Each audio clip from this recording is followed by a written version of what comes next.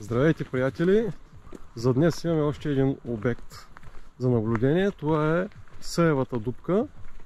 Това е пътеката, където води към пещерата. Името на пещерата идва от двамата братя Сеи и Сею, които са се укривали в нея. Тя се намира на 500 метра над морско равнище, на 4 км югозападно от центъра на това село Брестница и носи името си на своите откриватели, двама братя близнаци Сею и Сею. Те пасяли животни в този район и намирали временен подслон в тази светлата част на пещерата, която се вижда. Палили са си и огън и е намерено огнище с дебелина на пепелта около 1 метър. Всичко това се случило много отдавна, преди повече от 200 години. От тогава са първите данни за пещерата. 1963 година обявена за природна забележителност, а на 4 юни 1967 вече благоустроена, осветена и отворена за посетители. Температурата в пещерата между 7 и 11 градуса, влажността 96-99%. Вече забелязахте, дъждовните води минават през скалите и през пустоtiните, обличат със себе си варовика и така правят тези интересни образования, които ще наблюдаваме. От тавана към пода сталактити, от пода към тавана сталагмити, свързаните през два сталактони. А в пещерата има и друг вид образования, наклонени на страни, те се наричат хилектити и ще ги видим по-късно в нашата разходка. Посетителите са открили и са оприличили доста интересни образования. Ето там вляво виеш вълк, дигнал нагоре глава към тавана. Виждате ли комчо вълчо как е изгладнял?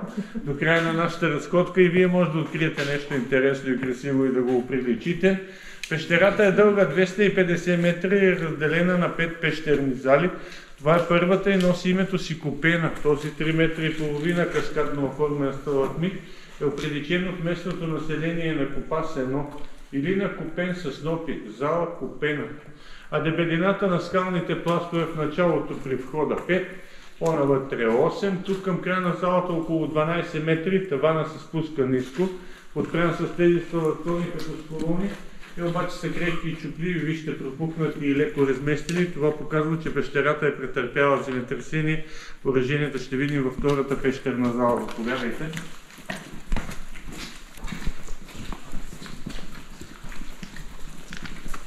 Ето тук е намиращия се наблизо Гложенски манастир Свети Георги, който сте посетили или ще посетите някой друг път. Манастира Свети Георги Победоносец. А това вече е втората зала на пещерата, срутището, няма образование в тази част. Откъсвали са се заедно с огромни скални късове и са паднали надолу в тази пробва с това силено си пропасна или срутището. Този сталагмит, наверно е бил сталактон и неговото място е било там горе и се откъснал и паднал на старо обявило приближено на дежелата верта. Къгинестата почва, която е над пещерата, червена земя, цялата пещера е такива багри, такива тонове, нюанси. 1 сантиметър от образованията се образува за около 150-160 години, пещерата е на около 3 милиона години, а до благоустрояването е влизано до трета зала, с газени лампи, с факли, с фенери. Много трудно е било придвижването.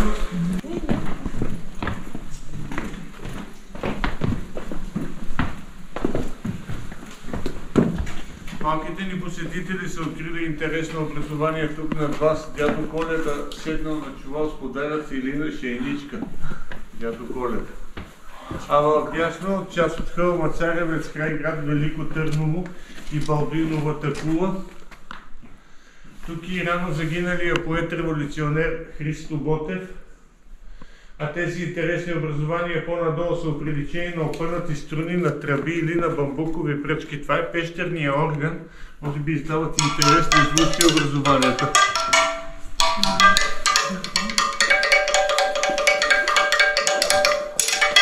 Образованията са плътни, различната дължина, дебелина и разстоянието между тях издават тези звуци.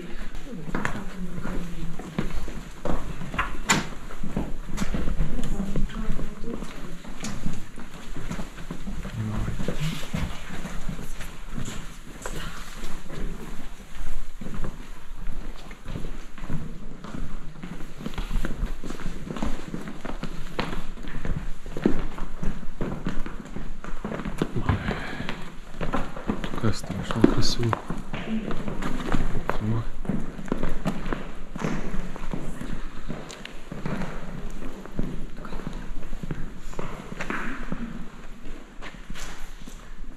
Вярно ли, че в пещерата са открити римски монети?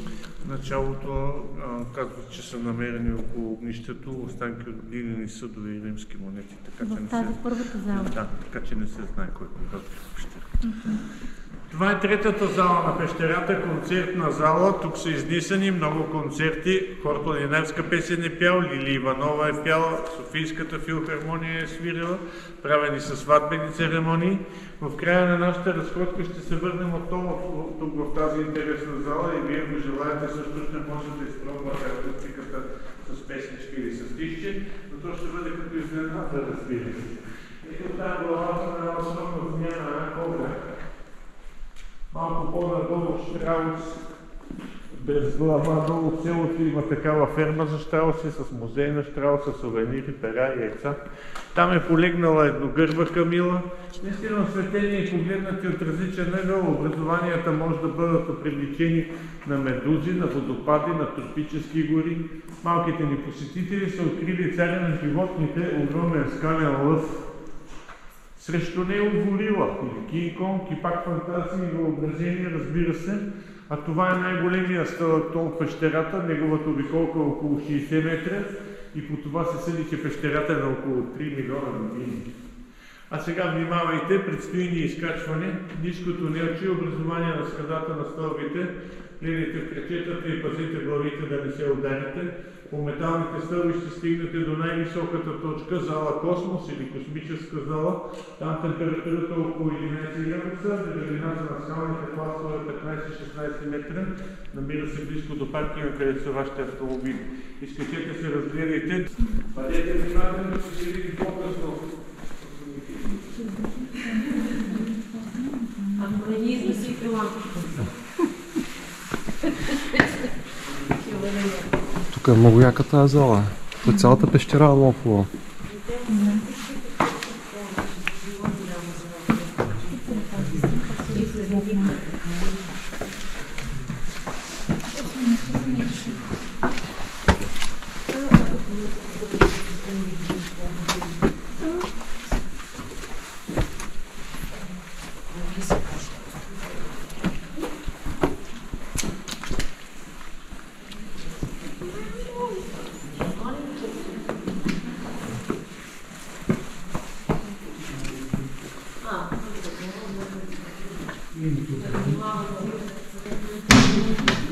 Такава пещера не съм видал толкова красива.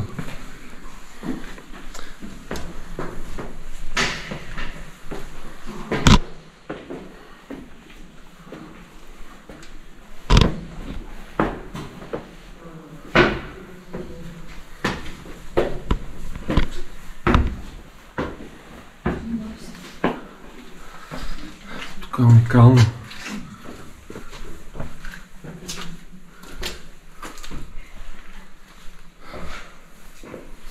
Супер яка пещера. Даже не съм предполагал, че съществува такава пещера в България.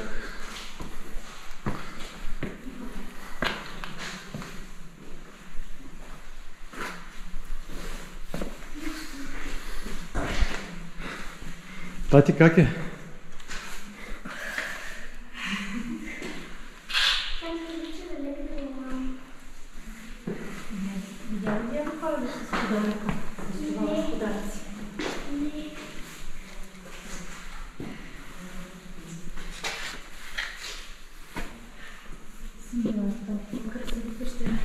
Аз също не съм видал толкова красиво. Гледай какво е. Уникално. Сега внимавай тук.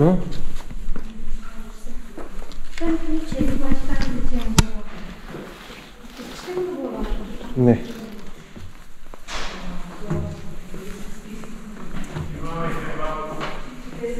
Бавничко, че тук са малко наклонени стъпалата.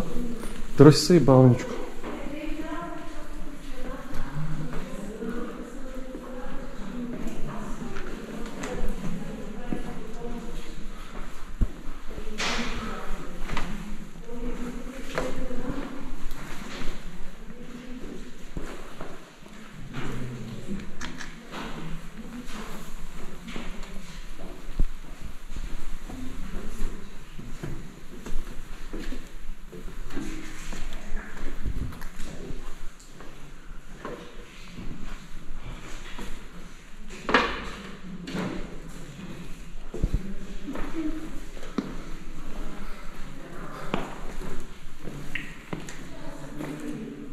Баба Меца видяхте ли Баба Меца?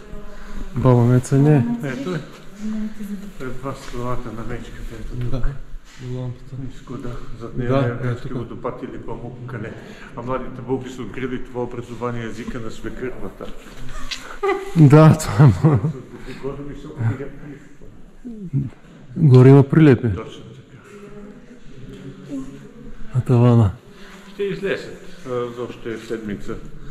Най-много две да изкарат тук и ще излезат навън по крилупи на дървета, по покривани изоставени къщи по мазета да си търсят храна, ларвички, мушички на секунди.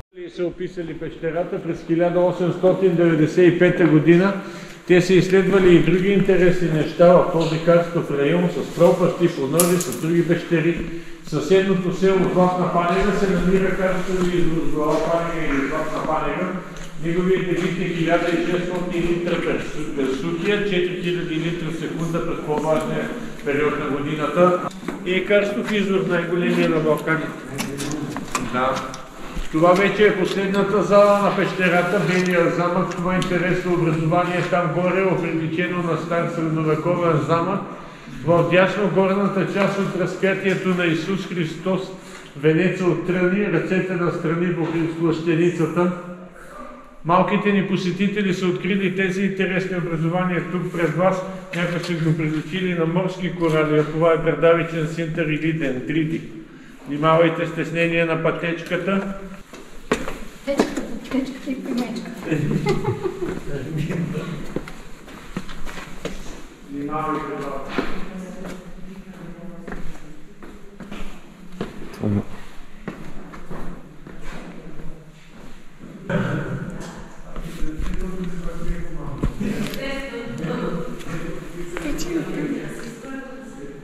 Да, там е. Тук има много яка перспектива.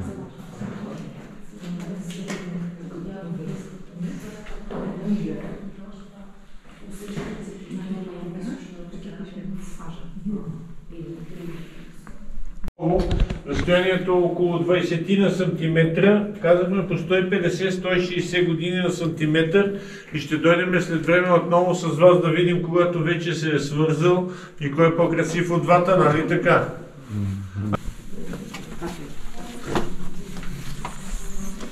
Браво, я кажи коя песничка ще ни изпее сега в края на разхода. Да, не знаеш. Коя ти е любимата? Може стихче?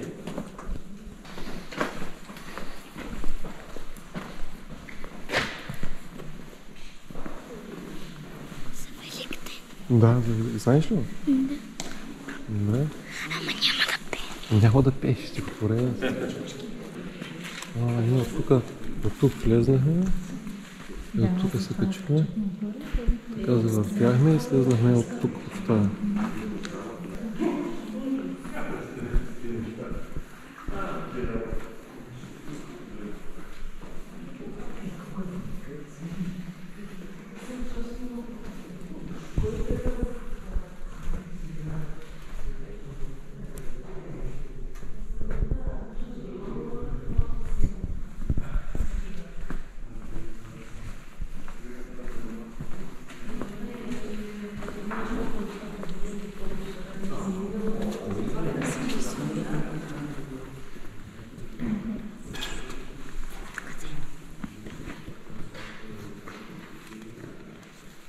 И там се скачихме. Това е горе. Да, само най-високото да. Елате да ви покажа най-интересните образования в пещерата. Това са така наречените хелектити, наклонения на страни против всички правила и закони. А обяснението за тях поне ние, което знаем и даваме на посетителите, че тук става въздушно течение, което изтегля капчицата на страни и така са се образували хелектитите. А вижте и как ни изненада пещерната кокошчица за Великден. Има необикновено яйчице от свободна пещерна щастлива. А нашата разходка е към своя край. Някога са правени опити да покажат връзка на реката Вит с езерото Златна Панега.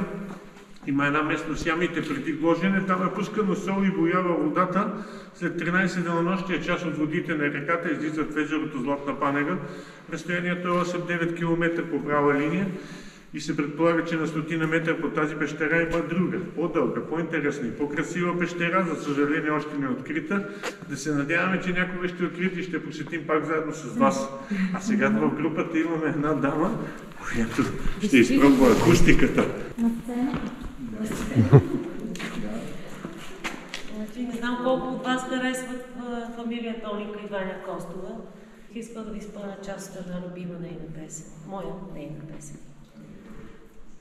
Боже, ти, що над всички ни бдиш и ни водиш с ръката си свята, отвори небесата и виж как е пълна с мъка земята, колко злоба в душите гори, колко болка в очите ни има.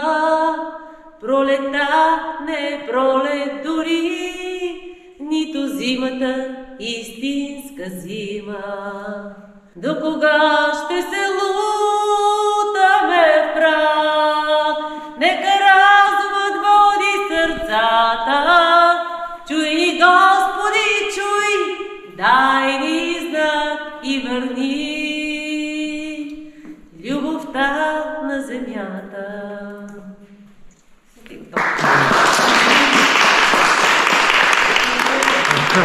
Ако и вие искате да изпълняте акустиката, сцената е свободна, а България търси талант и гласът на България. Пробвайте, снимайте, където е по-светло, снимайте.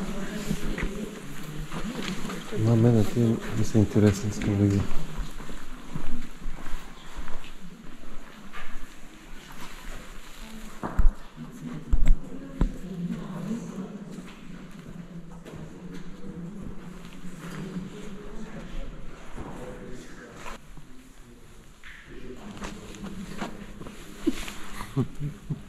Най-яката пещера, нали, Нася? Да.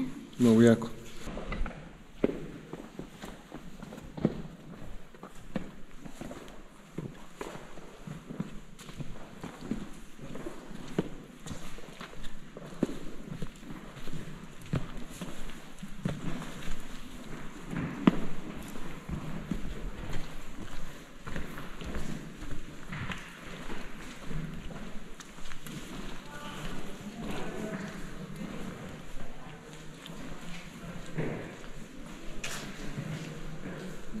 Температурата е 8 градуса. Тук е доста по-хладничко, отколкото горе, по-горните зали, нали?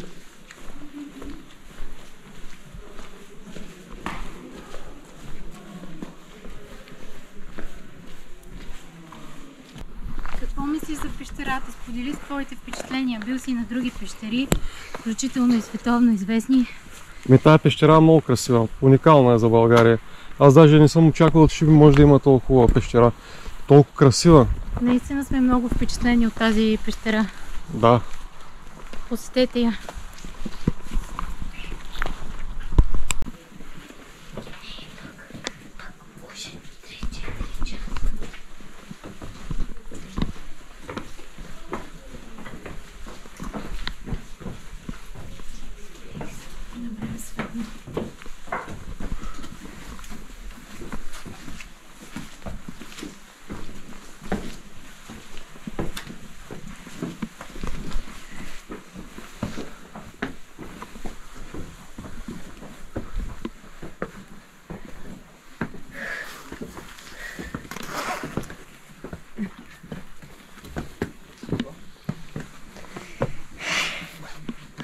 Нася, на къде тръгна? Чакай малко.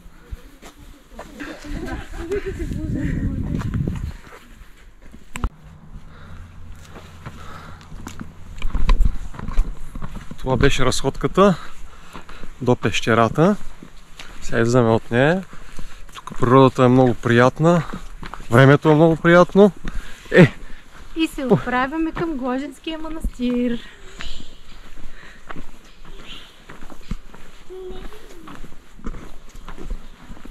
Някои са по-изморени. Тук има и беседки, където може да се поседне, да се хапне. Много готино устроено, добре. От тази скала се практикува делтапланиризъм, но на този етап не може да се наканим да се хвърлим от тази скала.